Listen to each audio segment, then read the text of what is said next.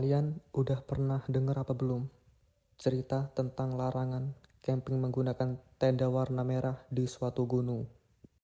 Tapi sebelum gua lanjut ceritanya, silahkan like, komen, dan juga subscribe ke channel ini.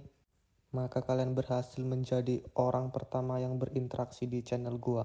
Karena ini adalah video pertama di channel gua. Singkat cerita, waktu itu liburan semester dan Gilang yang paling aktif di komunitas pecinta alam mengajak teman-temannya untuk camping ke tempat yang belum mainstream ya.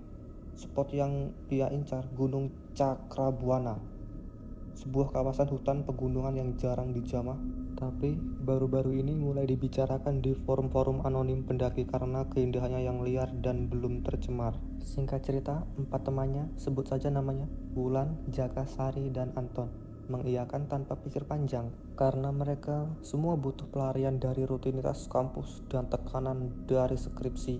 Dan karena tak ada yang punya tenda besar, Gilang bilang ia baru beli satu tenda bekas tapi masih bagus, ukuran untuk 5 orang dewasa. Ya benar, tenda warna merah menyala, yang dimana itu menjadi awal dari malapetaka camping mereka. Di situ Wulan sempat bilang, merah, serem juga, kayak nyolong gitu di hutan.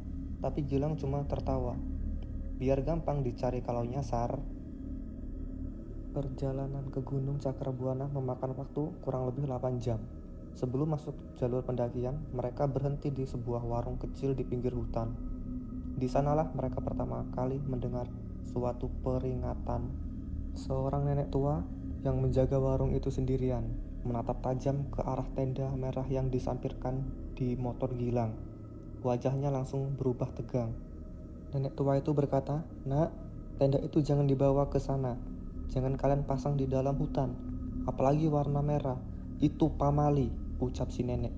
Di situ Gilang cuma nyengir, mengira si nenek sedang menakut-nakuti.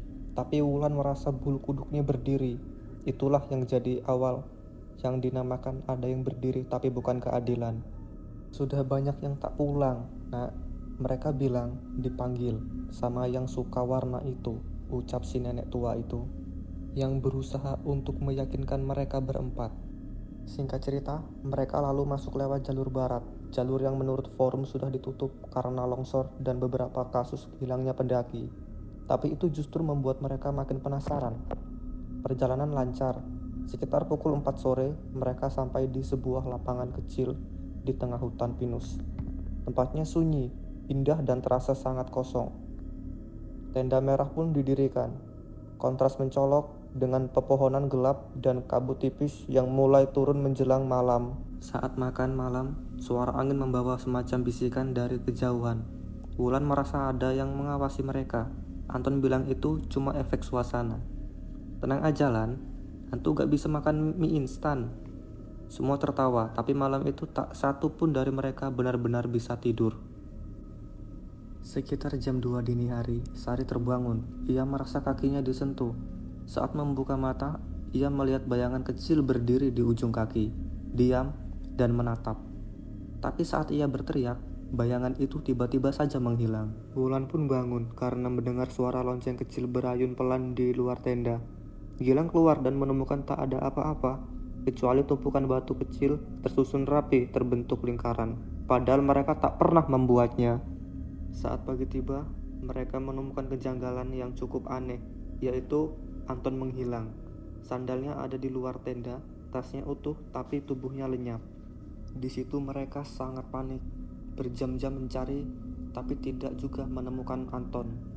Di saat mereka mencoba untuk pulang ke tenda, disitulah pemandangan yang sangat mengerikan mereka lihat, yaitu ada sosok anak kecil telanjang mengitari tenda, lalu menghilang begitu saja. Wulan mulai menangis.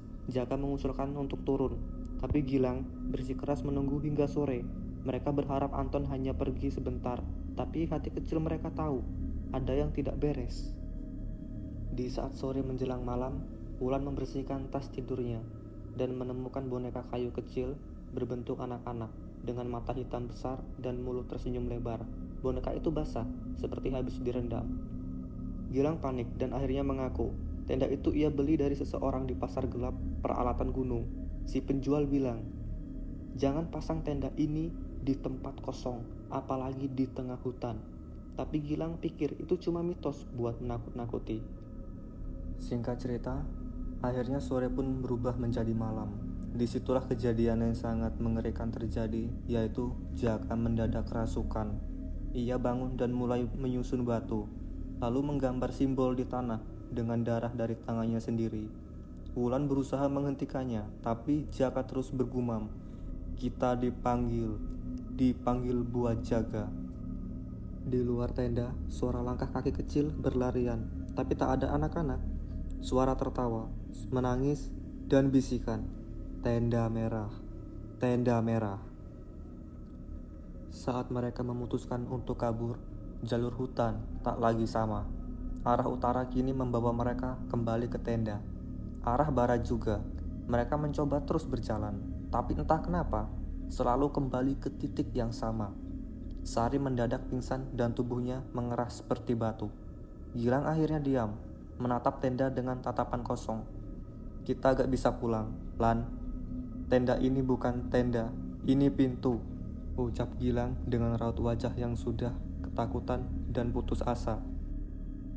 Setelah 1 minggu kemudian, tim SAR menemukan lokasi berdasarkan laporan keluarga. Mereka tak menemukan apapun kecuali satu tenda merah, berdiri utuh. Di dalamnya ada boneka kayu dan di belakang boneka tertulis, "Kami sudah punya penjaga baru." Tak ada jejak manusia, tapi kamera mereka ditemukan.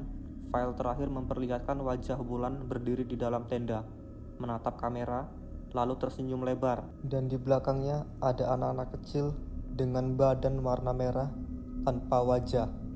Setelah kejadian itu, semua pendaki yang ingin mendaki di gunung itu dilarang untuk membawa tenda merah dan juga dilarang untuk mendirikan tenda di lokasi itu. Oke teman-teman ya, jika kalian suka dengan cerita seperti ini, kalian boleh request di kolom komentar untuk next video berikutnya kita akan membahas apa. Kalian tentukan. Sekian, terima kasih. Sampai jumpa di next video berikutnya.